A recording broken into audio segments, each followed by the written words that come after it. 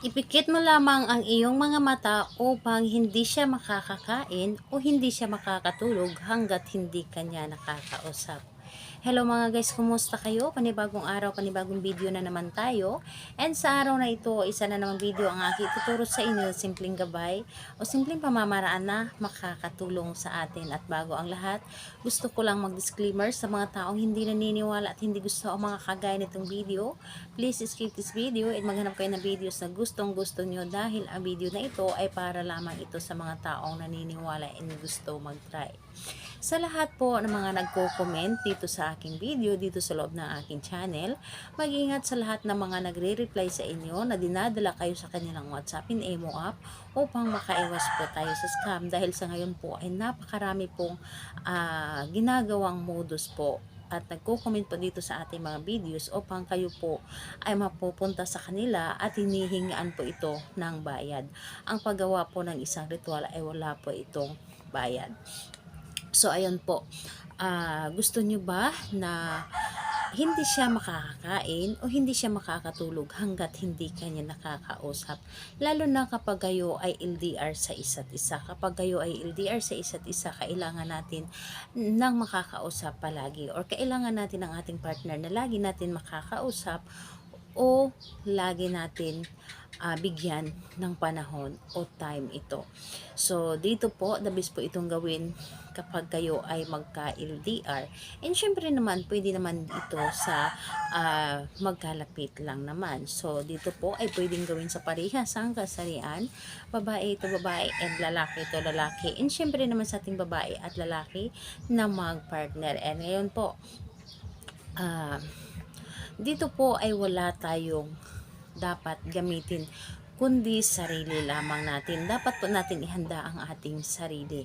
Yes po, kailangan natin ang ating sarili dito upang magawa natin ang ating dapat gawin. So kapag handa ka na, kailangan mo lamang dito i-claim sa iyong sarili na gustong gusto mo itong gawin. I-claim mo ito sa iyong sarili na ito ay para sa inyo o ito ay makakatulong sa inyo. So, dito po ay mararamdaman ninyo ang isa sa mga ritual na gusto ninyong gawin na para po sa inyo dahil kayo po mismo ay makakaramdam na para bang hinihila kayo na gawin mo ito. So, kapag ito ay nararamdaman mo na gusto ninyong gawin, gawin nyo po ito nang hindi nagdadalawang isip. So, ngayon po kapag ready ka na ay pwede mo na itong umpisan.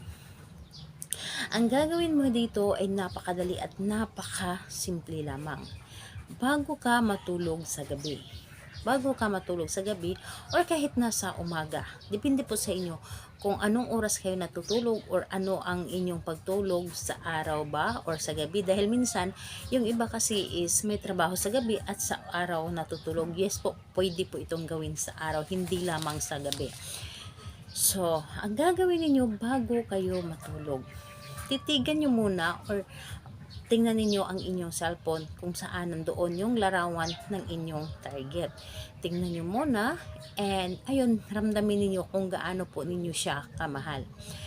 And pagkatapos nun, ang gagawin po ninyo, pumikit kayo. Pumikit lamang kayo and isipin po ninyo ang mukha ng inyong target.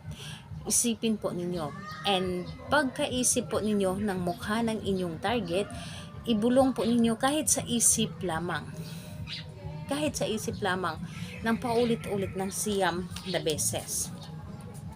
Pangalan at apelyido ng inyong target, hindi ka makakatulog, hindi ka makakakain sa kakaisip sa akin hanggat hindi mo ako makakausap. Again po, siyam na beses, pangalan, apelyido, kahit sa isip lamang, hindi na kailangan na ibigkas. Pangalan, apelyido, hindi ka makakatulog, hindi ka makakakain hanggat hindi mo ako makakausap. So, yun po. So, siyam na beses po itong inyong paulit-ulit na sasambitin kapag kayo po ay nakapikit. Kahit anong oras, araw, pwedeng-pwede po ninyo itong gawin. Basta't nanggagaling lamang ito sa inyong puso ang inyong mga ginagawa. So, ayun po. Sa lahat po ng mga may katanungan, mag-comment lamang sa baba para ma-replyan ko po kayo kapag hindi po ako busy. Dahil napaka-busy ko po talaga. So sana po ay maintindihan ninyo kung minsan ay hindi po ako makakapag-reply po sa inyo. Salamat po sa inyo. Bye bye everyone. God bless us all.